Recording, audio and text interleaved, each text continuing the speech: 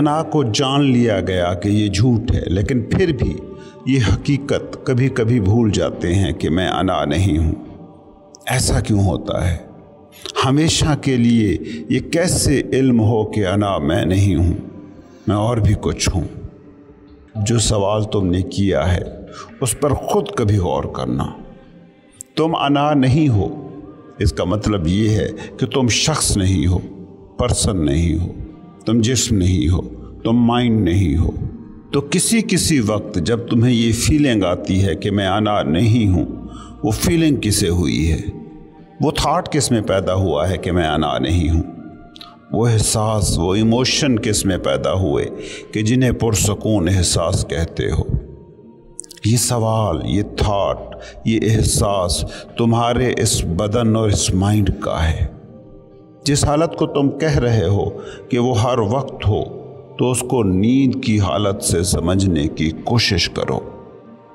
نیند میں تم انا نہیں ہوتے، باڈی مائنڈ اویئرنیس نہیں ہوتی، کوئی لیبل نہیں ہوتا، کوئی آئیڈینٹی، کوئی شناخت نہیں ہوتی، کوئی حالت، کوئی سٹیٹ نہیں ہوتی، کوئی تھاٹ نہیں ہوتا۔ کیا یہ حالت تمہیں چاہیے؟ یہ انسانی حالت نہیں ہے۔ انا سے ہر دم آزاد حالت پہاڑ کی ہوتی ہے۔ کیا پہاڑ ہونا چاہو گے؟ انا سے آزاد حالت خالی سپیس کی ہے۔ کیا خالی خلا ہونا چاہو گے؟ اس بات کو سمجھو کہ انسانی زندگی کا حسن یہی ہے کہ وہ کمبینیشن ہے جسم کا، ذہن کا اور روح کا۔ صرف جسم مان کر جینے والا جانور کی زندگی جیتا ہے، صرف ذہن بن کر جینے والا مشین بن جاتا ہے، اور صرف روح خالی خلا یا بے جان ہو جاتا ہے۔ ان تینوں پہلوؤں میں توازن کا نام ہے انسانی زندگی۔ پتھر کو کام نہیں کرنا ہوتا، فیملی نہیں پالنی ہوتی، اس کو معاشرے میں موو نہیں کرنا ہوتا، مگر پھر بھی اس کا سروائیول ممکن ہے، کیونکہ وہ بنا ہی ایسے ہے، وہ تخلیق ہی ایسے ہوا ہے۔ مشین اپنی طرح سے کام کرتی ہے، اس میں جو کچھ انسٹال ہو گیا، جس کام کے لیے اسے بنایا گیا، وہی کرتی رہتی ہے۔ جانور اپنی طرح سے کام کرتا ہے، مگر انسانی زندگی ان تینوں پہلوؤں کا حسین سنگم ہے۔ آپ خلا کا سکون، مشین کی قابلیت، جانوروں کی جبلت، تینوں کو استعمال کر سکتے ہیں۔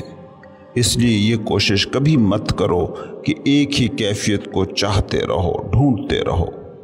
یہ انسان کی تخلیق کی نیچر ہے۔ اس لیے میں بار بار کہتا ہوں کہ اس میکینزم کو سمجھو جو تم ہو۔ یہ سمجھ پیدا کریں، نہ کہ کسی خاص حالت کو طاری رکھنے کی کوشش میں پڑ جائیں۔ سوچیں، آپ کو سونا پڑے اور مسلسل سونا پڑے تو آپ زندہ انسانی شکل میں تو کبھی بھی اس کو برداشت نہیں کر سکتے۔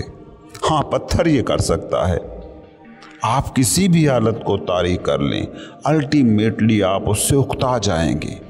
کوئی بھی حالت جو مسلسل طاری رہے وہ کسی حالت کے اپوزٹ ہوگی، وہ الٹیمیٹلی آپ کو بور کر دے گی، کیونکہ انسان بنا ہی ایسے ہے۔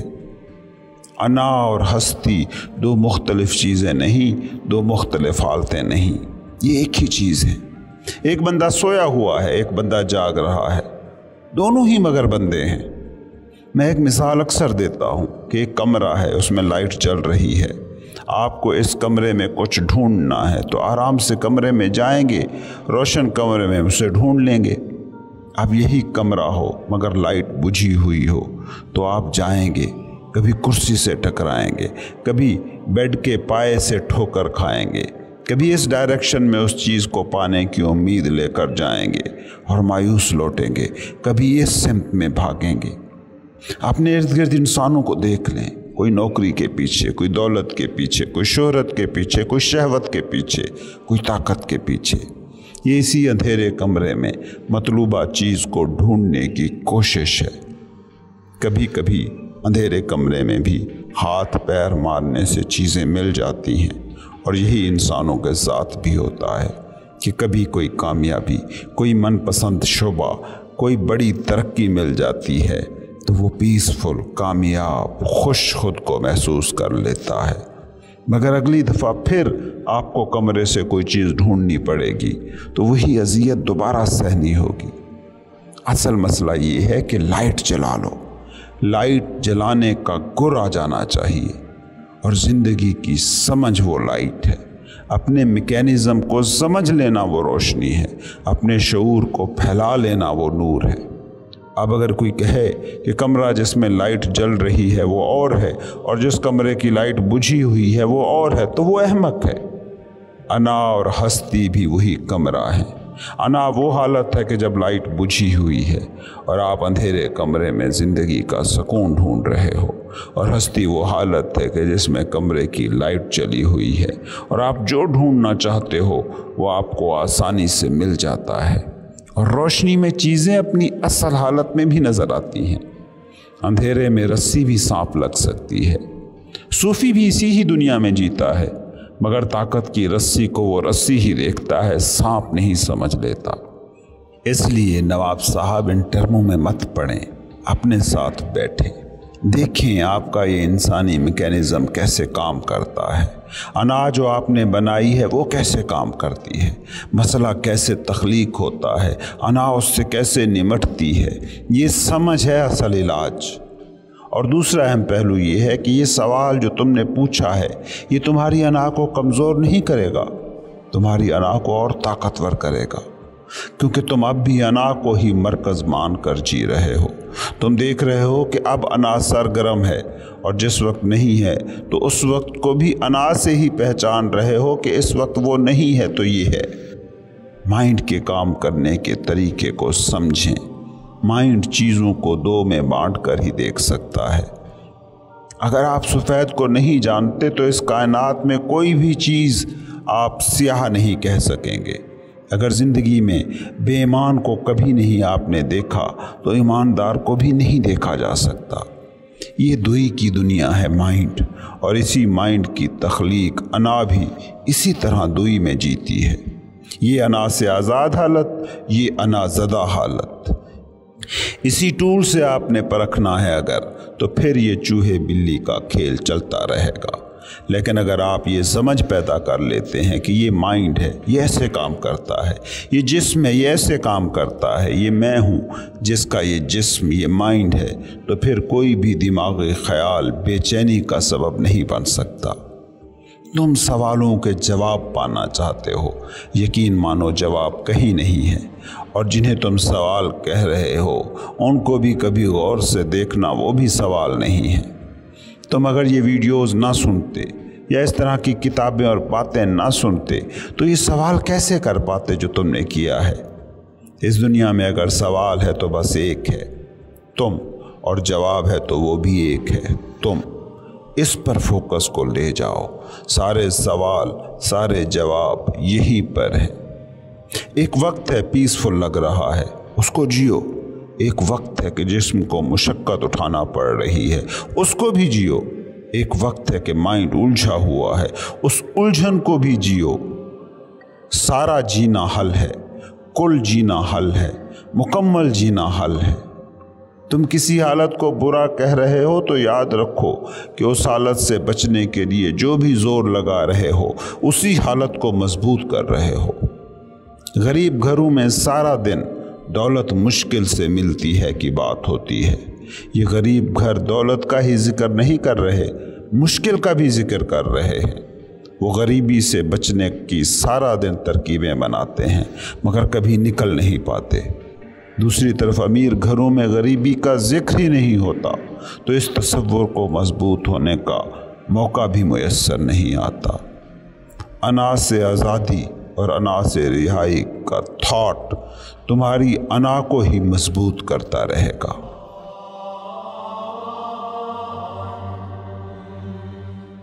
पाओलो कोएल्हो का एक बड़ा मशहूर नावल है अल्केमिस्ट।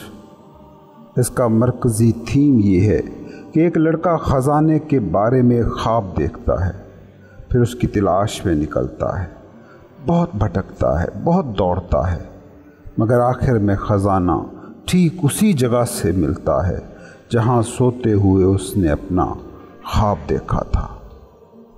ये इंसान की ज़िंदगी का अलमिया है। وہ خزانہ جس کو وہ ڈھونڈ رہا ہے وہ ہمیشہ وہی ہوتا ہے جہاں وہ ہے، کیونکہ جہاں وہ ہے وہیں زندگی ہے، وہیں پیس ہے، وہیں خدا ہے۔ مگر اس زندگی کو، اس پیس کو، اس خدا کو وہ ڈھونڈنے کی دوڑنے لگتا ہے۔ ایک بہت ہی دلچسپ واقعہ ہے جس کا ذکر ایکہارٹ ٹولے نے اپنی کتاب پاور آف ناؤ میں بھی کیا تھا۔ ایک گاؤں میں ایک بھکاری رہتا تھا، وہ ساری زندگی وہاں بھیک مانگتا رہا۔ ایک دن وہ مر گیا۔ وہ جگہ اتنی غلیظ، بدبودار اور گندی تھی کہ لوگ اس کی موت کے بعد بھی اس جگہ سے کافی عرصے تک دور رہے۔ پھر عرصہ 30 سال بعد انہوں نے اس کی جگہ صاف کی، کیونکہ انہیں وہاں کچھ کنسٹرکشن کرنی تھی۔ جب انہوں نے اس جگہ کو کھودا جہاں وہ فقیر بیٹھا کرتا تھا، تو وہاں ایک بڑا خزانہ انہیں دبا ہوا ملا۔ بھکاری ایک شاہی خزانے پر بیٹھا ساری زندگی بھیک مانگتا رہا، پائی پائی کو ترستا رہا، مگر رات دن وہ ایک خزانے پر بیٹھا تھا۔ لوگ اس بھکاری کی حماقت پر بہت ہنسے، ہنسنا بنتا بھی تھا، لیکن ان میں بصیرت ہوتی تو شاید اس کے بعد وہ خود پر بھی ہنستے کہ وہ خود بھی ویسے ہی بھکاری تھے جو زندگی کے خزانے پر بیٹھے زندگی کو ترستے جی رہے تھے۔ یاد رکھنا، خزانہ اسی جگہ دفن ہے جہاں پر آدمی کھڑا ہے، لیکن وہ ساری عمر بھیک مانگتا ہے، کبھی طاقت کا دھیلا، کبھی شہرت کی پائی، کبھی دولت کی چونی، مگر زندگی کے خزانے پر وہ بے خبر بیٹھا رہتا ہے۔ تم جس خدا کو بھی ڈھونڈنے نکلے ہو نا، وہ بھی وہی ہے جہاں تم ہو۔ اسے ڈھونڈنے کے لیے کہیں بھی تم جاؤ گے بھٹکو گے، کسی سمت میں بھی جاؤ گے غلط جاؤ گے، اس سے دور جاؤ گے۔ یوں لگتا ہے کہ جیسے یہ فطرت کا اصول ہو، جس بھی چیز کو پانے کی خواہش تم میں ہے اس سے تم دور ہوتے جاتے ہو۔ وجہ اس کی یہ ہے کہ تم اپنے مکمل امکان، ٹرو پوٹینشل کو نہیں جان پائے۔ تمہارا سفر انا کو مرکز مان کر چلتا ہے، اور انا نے ہر چیز کو کوشش سے جوڑا ہوا ہے۔ جب تک انا نہیں سمجھ میں آتی اور یہ حقیقت نہیں کھل پاتی کہ تم انا نہیں، تم وہ ہو جس کی انا ہے۔ تم تو بس بیٹھے دیکھتے ہو، فٹنس ہو اس کو جو چل رہا ہے۔ جسم اور مائنڈ اسی لیے ہیں کہ وہ چلیں، لیکن حقیقی تم وہ ہو جس کا یہ جسم ہے، جس کا یہ مائنڈ ہے، وہ چل نہیں سکتا، وہ بس دیکھ سکتا ہے، جسٹ وٹنسنگ۔ تم اگر مائنڈ باڈی سے نتھی ہو، آئیڈینٹیفائیڈ ہو، تو پھر دوڑ مقدر ہے، لیکن اگر وٹنس تک، اس آبزرور تک پہنچ گئے تو دوڑ رک جاتی ہے۔ انسان عجیب مخلوق ہے، اس میں دونوں ہی پوائنٹ برابر موجود ہیں، دوڑنا بھی اور ٹھہرنا بھی۔ دوڑ سے آئیڈینٹیفیکیشن ہے تو انا، ٹھہراؤ سے جڑ گئے تو ہستی، زندگی کا خزانہ۔ اب بھی دوڑو گے صحیح، مگر کوئی اندر ہوگا جو رکا رہے گا، اور جس کا ٹھہرا ہوا مقام بیدار ہو، اس کی دوڑ بھی بڑی گریسفل، پروقار ہو جاتی ہے۔ غور سے دیکھنا اپنی دوڑتی زندگی کے بھی کامیاب ترین لوگوں کو، ان میں تمہیں یہ ٹھہراؤ ضرور ملے گا۔ تم مسلسل دوڑ رہے ہو، مسلسل بھاگ رہے ہو، رک کر یہ بھی نہیں سوچنے پر آمادہ کہ یہ دوڑ ہے کس کی، رک کر یہ بھی نہیں پوچھتے کہ میں کون ہوں۔ یہ وہ سوال ہے جو دوڑتے بدن میں ٹھہرے ہوئے خدائی مقام کی طرف تمہاری رہنمائی کرتا ہے۔ اسی لیے مذہب عبادت کی بات کرتا ہے جو رکنے کی بات ہے، صوفی مراقبے کی، میڈیٹیشن کی بات کرتا ہے، یہ رکنے کی بات ہی ہے۔ رکو، رکنا سیکھو، پھر دوڑنا بھی حسین ہو جائے گا۔ دیکھتے نہیں ہو کہ گہری نیند آئے تو دن کے کام کی کوالٹی اعلیٰ ہو جاتی ہے، اور دن میں کام بہت کیا ہو تو نیند گہری آتی ہے۔ رکو کہ دوڑنے کا حسن جان سکو، دوڑو کہ رکنے کی لذت کو مل سکو۔ یہ دونوں پوائنٹ تم میں بیک وقت ہیں، اسی لیے دونوں کو جیو۔ صرف انا ہو تو دوڑ کے علاوہ کسی چیز میں بقا نہیں دیکھو گے، کیونکہ انا کچھ نہیں، اسی دوڑ سے تمہارے ایک ہو جانے کا نام ہے۔ انا کا اپنا کوئی وجود نہیں ہوتا، یہ کسی چیز سے چمٹ کر ہی خود کو دکھا سکتی ہے، اور یہ ہمیشہ چمٹے گی دوڑتی چیز سے، کیونکہ دوڑتی چیز کی منزل ہوتی ہے، اور منزل انا کو موٹیویشن دیتی ہے۔ مگر تم بطور زندگی، وہ تم جس کی یہ انا ہے، جس کا یہ مائنڈ ہے، ہمیشہ سے ہی رکے ہوئے ہو۔ تصوف اسی دوڑتے پہلو اور ٹھہرے مقام میں توازن کی تخلیق کا نام ہے۔ ایک شخص انلائٹنمنٹ پا گیا، لوگ اس کے پاس گئے اور کہا، تجھے آخر کیا ملا ہے؟ تو اتنا بدل گیا، یہ علم کچھ ہم سے بھی شیئر کر۔ اس نے کہا، ملا تو کچھ نہیں، ہاں کچھ کھو ضرور گیا ہے۔ جو کھویا ہے وہ کھوئے بنا کبھی کسی کو کچھ نہیں ملا، جو کھویا ہے وہ میں کبھی تھا ہی نہیں۔ درست انداز سے اس کو کہیں تو یوں کہہ سکتے ہیں، کھو ہی وہ سکتا ہے جو کبھی تمہارا تھا ہی نہیں، جو کبھی تم تھا ہی نہیں۔ جو کھو جائے اور تمہارا تم ہونا جس سے متاثر نہ ہو، وہ تم تھے ہی نہیں۔ پانی سے پانی پن کو کوئی نہیں چھین سکتا۔ تمہارا حقیقی تم جس بھی چیز سے بنا ہے، وہ بھی کبھی تم سے کوئی نہیں چھین سکتا۔ جنہوں نے بھی بیداری کی منزل کو پایا ہے، انہوں نے وہ جھوٹ کھویا ہے، اور جھوٹ کھوتے ہی سچ پیدا کرنے کی ضرورت نہیں رہتی، سچ ظاہر ہو جاتا ہے۔ جیسے خاموشی کو پیدا کرنے کے لیے صرف شور کو، لفظوں کو مٹانا کافی ہے۔ خاموشی تو ہمیشہ ہی ہے۔ دوڑ سے جب رکنے کی بات کی جاتی ہے، اس کا مطلب یہ نہیں ہے کہ کچھ نہ کرو، بس بیٹھ رہو۔ اس کا مطلب بس اتنا ہے کہ دوڑتے دوڑتے تم دوڑ ہو گئے ہو۔ تھوڑی دیر رکو اور جانو کہ تم دوڑ نہیں ہو، دوڑنے والے ہو۔ ریس نہیں ہو، ریسر ہو۔ تم اپنا ہی تخلیق کردہ مائنڈ نہیں ہو، اپنا ہی تخلیق کردہ جسم نہیں ہو، اپنی ہی تخلیق کردہ انا نہیں ہو، اور اس کی شناختیں نہیں ہو، بلکہ وہ ہو تم جس کی یہ ملکیتیں ہیں، جس کے یہ اظہار کے ذریعے ہیں۔ جو کھو سکنے کے قابل ہے، اسے کھونے کے بعد جو بچ جاتا ہے، وہ ہے تم، وہ جسے تم چاہ کر بھی نہیں کھو سکتے۔ نشے میں دھت انسان سب کھو دیتا ہے، مگر میں ہوں کا احساس وہ بھی نہیں کھو پاتا۔ تمہارے سر پر چوٹ لگے، یادداشت کھو جائے، گھر بھول جاتا ہے، نوکری بھول جاتی ہے، بزنس بھول جاتا ہے، پیارے اپنے پرائے دشمن سب بھول جاتے ہیں، بچے تک بھول جاتے ہیں، اور تو اور وہ نام تک بھول جاتا ہے جس نام کو تم ہمیشہ تم کہتے رہے تھے۔ مگر آئی ایمنس، میں ہوں کا احساس وہ بھی نہیں کھوتا۔ نیند تم سے سب چھین لیتی ہے، مگر میں ہوں کا احساس نہیں چھین پاتی۔ یہ وہ بنیادی عنصر ہے جس سے تم بنے ہو۔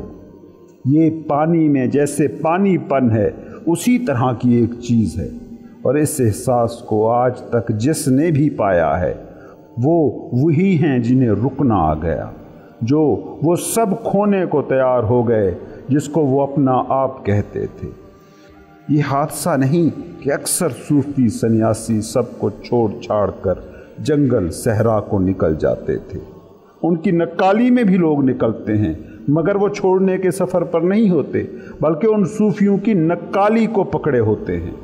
مگر لوگوں نے سب کھو کر اس کو پایا ہے کہ جس کو پانا کہنا بھی نہیں چاہیے، کیونکہ پانے کو اس وقت بس ایک ہی احساس رہتا ہے کہ یہ جو میں نے پایا ہے، یہ تو میں ہمیشہ ہی تھا، یہ تو ہمیشہ پایا ہوا ہی تھا۔ کارنامہ خود کو پانا نہیں ہے، کیونکہ خود کے سوا اور ہو کیا سکتا ہے۔ کارنامہ وہ کھو دینا ہے جو تم نہیں ہو، مگر تم بنے ہوئے ہو۔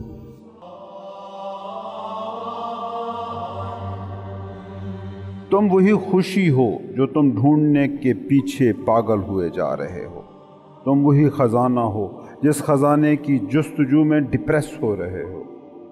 انا کا کھیل یہی ہے کہ جو تم چاہتے ہو، مائنڈ اسی کو ساری عمر مشکل بنا کے دکھاتا رہتا ہے، اسی کو ناممکن کہتا رہتا ہے۔ کبھی سوچا ایک کروڑپتی کو کہیں کہ ایک ماہ میں کروڑ روپیہ کمانا ہے، کیا اسے یہ خیال ناممکن یا مشکل لگے گا؟ مگر ایک غریب جو سارا دن دولت کے بارے میں سوچتا ہے، اسے یہ چیلنج دیں تو یقیناً ناممکن لگے گا۔ یہ عجیب پیراڈاکس ہے جسے انا جیتی ہے۔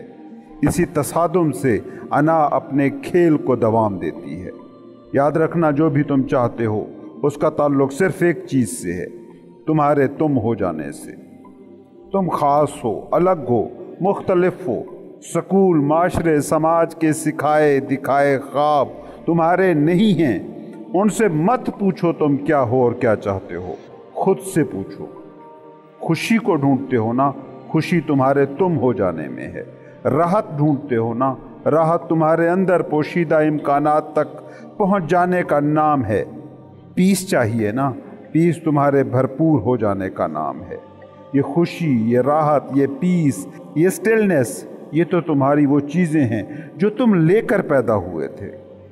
سوچو اپنے بچپن کے ان دنوں کو جب تم نے انا کا سراب ابھی تراشا نہیں تھا، میں کا جھوٹ ابھی تخلیق نہیں ہوا تھا، مائنڈ کا مایا جال ابھی اس نے تمہیں گھیرا نہیں تھا۔ کیا تب تمہارے پاس کوئی غم، کوئی پین، کوئی کلفت تھی، کوئی بے چینی تھی، کوئی ڈپریشن، کوئی شور؟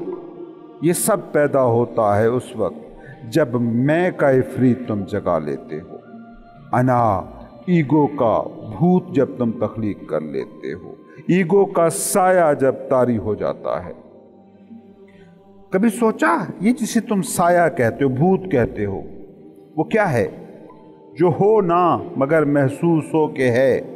کبھی سوچا ہے اپنی انا کے بارے میں، اپنی میں کے بارے میں؟ یہ کیا ہے؟ کیا تم کبھی اسے ڈیفائن کر سکتے ہو؟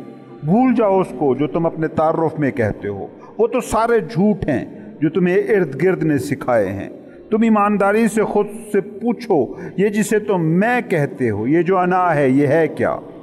یہ ہے نہیں، بس تم نے مان لیا ہے کہ یہ ہے۔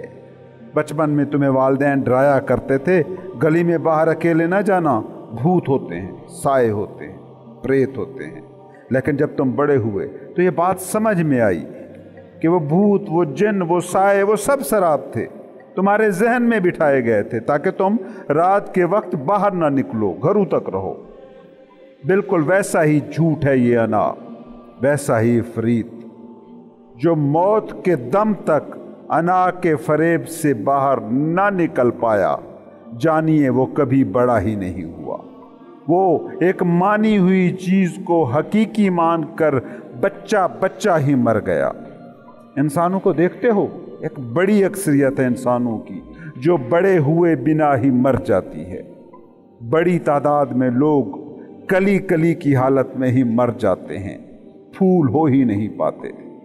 ہاں، کہیں کہیں کبھی کبھی کوئی انسان جوان ہوتا ہے، کلی سے پھول بنتا ہے اور اپنی خوشبو دنیا بھر میں پھیلا دیتا ہے۔ یہ تمہارے نبی، تمہارے رسول، یہ تمہارے صوفی، فقیر، بھکشو، وہ تمہارے پہنچے ہوئے سائنسدان، یہ وہ لوگ ہیں جو بڑے ہوئے ہیں، جو یہ جان پائے ہیں کہ سوسائٹی نے ان کی جو میں تراشی تھی وہ بس ڈرانے کے لیے تھی کہ کہیں تم اس سوسائٹی کے دائرے سے باہر نہ نکل جاؤ۔ جیسے بچے کو ڈرایا جاتا ہے کہ باہر بھوت ہیں، رات کے وقت باہر نہ نکلو، بس کچھ ہی لوگ تھے جنہوں نے سماج کے بٹھائے اس ڈر سے ماورا ہو کر جینے کی کوشش کی، جو ہستی کے آسمان پر ستاروں کی طرح چمکے۔ دیکھتے ہو ان لوگوں کو کہ صدیوں کی دھند جنہیں چھپا نہیں پاتی۔ بلے شاہ کے زمانے کے کتنے لوگ ہوں گے جو عقل میں، دولت میں، مرتبے میں، سٹیٹس میں ان سے اونچے ہوں گے، مگر آج کہاں ہیں وہ سب لوگ؟ جب یہ میں جھوٹ ہے تو اس میں کی کمائی، مال و متاع کتنی کوئی اہم ہوگی؟ کبھی پوچھو نہ خود سے کہ یہ جسے تم میں کہتے ہو یہ ہے کیا؟ یہ کوئی فزیکل وجود نہیں ہے۔ تم غلطی سے اپنے جسم کو ایک نام، ایک لیبل کے مساوی سمجھ لیتے ہو، مگر سوچو کیا یہ جسم وہی نام ہے جس نام سے تم اسے پکار رہے ہو؟ آج تمہاری یادداشت چلی جائے تو کیا پکارے ہوئے؟ تو کیا پکارو گے اس جسم کو؟ انا کے نام پر جو بھی کچھ تمہارا کہا جاتا ہے، یہ نام، ذات، برادری، نسل، قومیت، اس کے بارے میں ذرا غور کرنا، یہ کتنا کوئی تمہارا ہے؟ صرف چھوٹی سی یادداشت چلی جائے اور وہ سب کچھ ختم جسے تم سمجھتے ہو، مگر جسے تم سمجھتے ہو وہ تم ہے ہی نہیں، کیونکہ یادداشت کے جانے کے بعد بھی تم موجود ہو۔ تم تو نہ نہیں ہو گئے نا، مٹتا وہی ہے جو جھوٹ ہوتا ہے۔ یادداشت جانے کے بعد جو مٹ گیا وہ جھوٹ ہے، جو سچ ہو اسے تم کیسے مٹا سکو گے؟ یاد رکھنا، جس دن تم بڑے ہو گئے، جس دن تم نے جان لیا کہ بچپن کے جن بھوت ہی نہیں، تم نے جو میں تراشی ہے وہ بھی بھوت ہے نہیں، بس مان لی گئی ہے، اس دن تمہاری ساری کھوج بدل جائے گی، سارے رستے بدل جائیں گے، زندگی کی سمتیں بدل جائیں گی۔ یاد رکھو، تم اس دنیا میں اس کی تلاش کرنے کے لیے بھیجے گئے ہو جو تم اپنی حقیقت میں ہو۔ اس زمین پر تم اسی سے ملنے آئے ہو جو تم ہو، کچھ اور نہیں ہونا، جو تم ہو اسی سے اپنی پہچان کرانی ہے۔ اس کو جان لیا تو خدا کو جان لیا۔ حضرت علی کہتے تھے، من عرف نفسہ فقد عرف ربہ، جس نے خود کو جان لیا اس نے رب کو جان لیا۔ کون ہے یہ خود؟ کیا تمہارا نام؟ کیا تمہاری نوکری؟ کیا تمہاری فیکٹری؟ کیا تمہاری ذات، برادری، مذہب، نسل، فرقہ؟ کیا تمہارا سٹیٹس؟ کیا ان کو جان کر تم رب کو جان سکتے ہو؟ اور پھر کون ہو تم؟ وہ جو مائنڈ کے سارے لیبلوں سے ماورا ہے، وہ جو تمہارے مینٹل سٹرکچر سے ماورا ہے، وہ جو میموری کارڈ کے بغیر بھی ہے، اسے جان لیا تو رب کو جان لیا۔ قطرے نے جان لیا کہ وہ قطرہ ہے تو اس نے یہ بھی جان لیا کہ وہ سمندر ہے۔ کرن نے جان لیا کہ وہ کرن ہے تو اس نے یہ بھی جان لیا کہ وہ سورج ہے۔ سیل نے جان لیا کہ وہ سیل ہے تو اس نے یہ بھی جان لیا کہ وہ انسانی جسم ہے۔ زندگی نے جان لیا کہ وہ زندگی ہے تو اس نے یہ بھی جان لیا کہ وہی کل زندگی ہے۔ ذرے نے جان لیا کہ وہ ذرہ ہے تو اس نے یہ بھی جان لیا کہ وہی صحرا ہے۔ سمندر کیا ہے؟ قطروں کا اکٹھ ہی تو ہے۔ صحرا کیا ہے؟ ذروں کے اجزاء کا کل ہی تو ہے۔ جسم کیا ہے؟ خلیوں کا مجموعہ ہی تو ہے۔ خدا کیا ہے؟ خود کا مجموعہ ہی تو ہے۔ تم اس دنیا میں خود کی تلاش کے لیے ہو، خود تلاش کر لیا تو خدا پا ہی لیا، اور جس دن تم نے یہ خود پایا تب جانو گے کہ تم کبھی ناپاک ہوئے ہی نہ تھے کہ پاک ہونے کی کوشش کرتے۔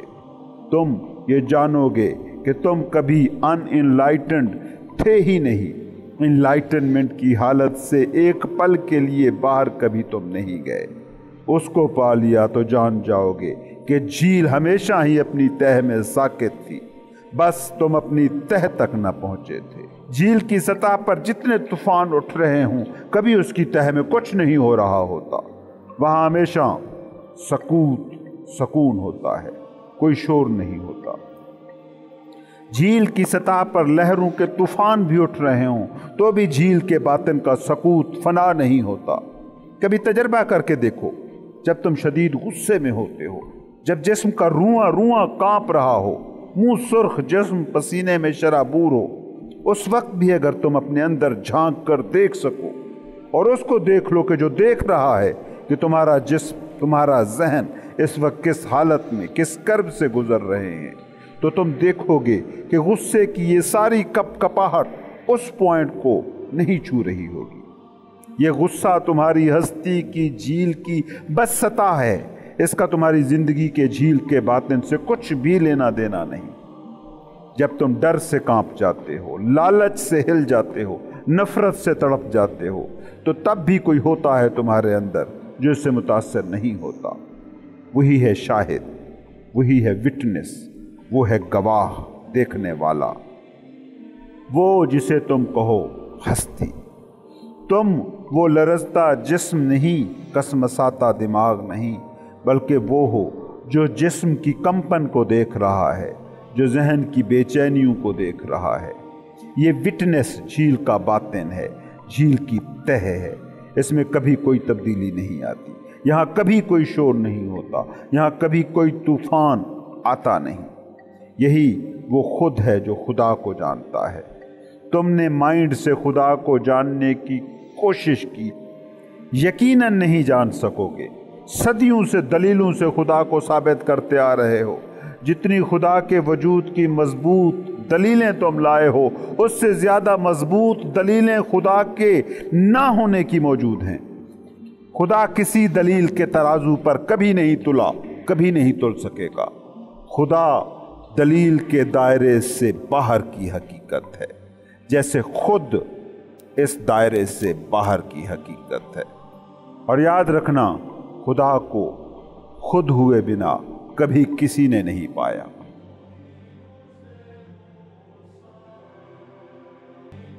سوال کیا گیا، بعض اوقات لمحے موجود ناقابل قبول، ناخوشگوار یا ناقابل برداشت ہوتا ہے، ایسی صورت میں کیا کیا جائے؟ پہلی بات تو یہ ہے کہ جو ہے سو ہے، اسے قبول کریں۔ آپ لمحے موجود میں اسے بدل سکتے ہیں، وہ بھی قبول کرنے کے بعد ہی بدل پائیں گے تو بدل دیں، نہیں بدل سکتے تو اسے پورے کا پورا قبول کر لیں۔ غور سے مشاہدہ کریں کہ جو چیز آپ کو ناقابل برداشت لگ رہی ہے، ناخوشگوار لگ رہی ہے، ناقابل قبول لگ رہی ہے، دماغ اس سے کہہ کیا رہا ہے، اس پر لیبل کیا لگا رہا ہے، اور یہ لیبل لگانے کا پورا پروسیس ہو کیسے رہا ہے۔ متواتر اور مسلسل دماغ میں چھپی ہوئی طے شدہ آرا، ججمنٹس کو سننا، ہمیشہ ججمنٹل رہنا درد اور افسردگی تخلیق کرتا ہے۔ جب آپ دماغ کو دیکھنا، اس کا مشاہدہ کرنا شروع کرتے ہیں تو اس میں موجود مزاحمت کے جو پیٹرن ہیں، جو نقش ہیں، وہ آپ کی راہ سے آپ ہٹ جاتے ہیں۔ اس وقت آپ کو لمحے موجود میں حضوری کا موقع ملتا ہے۔ حضوری یا لمحے موجود میں حاضر باشی، یہ وہ واحد حالت ہے جو آپ کی اندر کی دنیا کو باہری حالات سے، سچویشن سے آزاد کر دیتی ہے۔ یہ وہ حالت ہے جسے کامل اندرونی سکون کہتے ہیں، باطن کا سکون۔ اس کے بعد آپ خود دیکھیں گے کہ زندگی کا معجزہ کیسے رونما ہوتا ہے۔ اس حضوری کی کیفیت میں اگر ضرورت ہو، اگر ممکن ہو تو پھر کوئی عملی قدم اٹھائیں۔ ہمیشہ یاد رکھیے، جو بھی صورتحال ہے پہلے اسے قبول کریں، اسے تسلیم کریں، پھر تبدیلی کی ضرورت ہو اور ممکن ہو تو عملی قدم اٹھائیں اور صورتحال کو بدل دیں۔ لمحے موجود میں زندگی کے دامن میں جو بھی کچھ ہو، اسے یوں شدت کے ساتھ قبول کریں کہ جیسے خود آپ نے اسے چنا ہو۔ ہمیشہ لمحے موجود کے ساتھ ہم آہنگ رہتے ہوئے عملی قدم اٹھائیں۔ قطعاً بھی اس کی مخالفت نہ کریں، اسے اپنا دشمن مت بنائیں۔ لمحے موجود کو اپنا دشمن بنانا خود زندگی کو اپنا دشمن بنانے جیسا ہے۔ لمحے موجود کو اپنا دوست اور حلیف بنائیں، کبھی اسے حریف سمجھنے کی غلطی نہ کریں۔ اگر یہ آپ کی عادت بن گئی تو زندگی میں پھر انقلابی تبدیلیاں آئیں گی۔ جب تک آپ لمحے موجود کی طاقت کو حاصل نہیں کرتے، تب تک ہر جذباتی دکھ جس کا آپ سامنا کرتے ہیں، وہ آپ میں اپنی باقیات کی شکل میں جمع ہوتا رہتا ہے۔ ہر دکھ، ہر پین جمع شدہ دکھوں کے ذخیرے میں ایک اور تہہ کا اضافہ کرتا جاتا ہے۔ جس دکھ کا آج آپ کو سامنا ہے، وہ بھی ماضی کے ذخیرے سے جڑا ہے۔ وہ ذخیرہ جو آپ میں ہمیشہ سے موجود تھا ہے، جس نے آپ کے دل و دماغ کو اپنا مسکن بنا رکھا ہے۔ یقیناً اس ذخیرے میں وہ درد بھی شامل ہیں جن کا سامنا آپ کو بچپن میں ہوا، وہ دکھ، وہ تکلیفیں بھی شامل ہیں جو اس معاشرے کے لاشعور میں ہیں جس میں آپ کا جنم ہوا۔ یہ ذخیرہ شدہ دکھ منفی توانائی کا فیلڈ ہے جو آپ کے باڈی اور مائنڈ پر قابض رہتا ہے۔ اگر آپ کسی غیر جانبدار مقام سے اس کو دیکھ پائیں تو سچ آپ کے سامنے آ جائے۔ لاشعور میں موجود درد کا یہ ذخیرہ جذباتی دکھ بدن، ایموشنل پین باڈی کہلاتا ہے۔ اس دکھ بدن کی دو حالتیں ہوتی ہیں، خوابیدہ یا ایکٹیو۔ ہو سکتا ہے کہ 90% وقت یہ پین باڈی خوابیدہ حالت میں ہو، لیکن انتہائی افسردہ اور غم زدہ لوگوں میں یہ دکھ بدن ہر وقت 100% ایکٹیو حالت میں بھی ہو سکتا ہے۔ بعض لوگ اپنی پوری زندگی اسی دکھ بدن کو جیتے ہیں اور وقت کے ساتھ ساتھ یہ دکھ بدن مضبوط ہوتا جاتا ہے۔ کچھ لوگوں میں کبھی کبھی یہ دکھ بدن بیدار ہوتا ہے، خصوصاً تب جب وہ کوئی قریبی تعلق بناتے ہیں، ماضی کے کسی دکھ یا غم کو یاد کرتے ہیں، کسی جسمانی یا روحانی کرب کا سامنا کرتے ہیں، یا کوئی مادی نقصان ہوتا ہے۔ دکھ بدن کو کوئی بھی چیز ٹریگر کر سکتی ہے، جیسے کوئی خاص پیٹرن جو دکھ سے جڑا ہوتا ہے۔ دکھ بدن جب ایکٹیو ہوتا ہے تو اپنے کسی قریبی شخص کا کوئی معمولی سا جملہ، عام سا مذاق بھی انتہائی کرب اور دکھ کی وجہ بن جاتا ہے۔ اس کی وجہ اصل میں وہ جملہ یا مذاق نہیں ہوتا، بلکہ دکھ بدن کی شکل میں ماضی کے نفسیاتی دکھوں کا ذخیرہ ہوتا ہے جو اس وقت فعال ہوتا ہے۔ ان دکھوں کا تعلق لمحے موجود سے کبھی نہیں ہوتا، بلکہ یہ اصل میں آپ کی نفسیات کا حصہ ہوتے ہیں۔ کچھ دکھ بدن ناپسندیدہ تو ہوتے ہیں مگر نقصان دہ نہیں ہوتے۔ مثال کے طور پر بچوں کا دکھ بدن جو جیسے ہی ایکٹیو ہوتا ہے وہ رونا دھونا چیخنا چلانا شروع کر دیتے ہیں۔ کچھ دکھ بدن منحوس اور تباہ کن عفریت جیسے ہوتے ہیں، کچھ جسمانی طور پر متشدد تو کچھ جذباتی سطح پر متشدد ہوتے ہیں۔ کچھ دکھ بدن جارحانہ مزاج کے حامل ہوتے ہیں جو ارد گرد موجود قریبی لوگوں پر حملہ آور ہوتے رہتے ہیں۔ محفل کو بدمزہ کر دینے والے اسی دکھ بدن کے حامل لوگ ہوتے ہیں، جبکہ کچھ دکھ بدن خود اسی انسان پر حملہ آور ہوتے رہتے ہیں جس میں ان کا قیام ہوتا ہے۔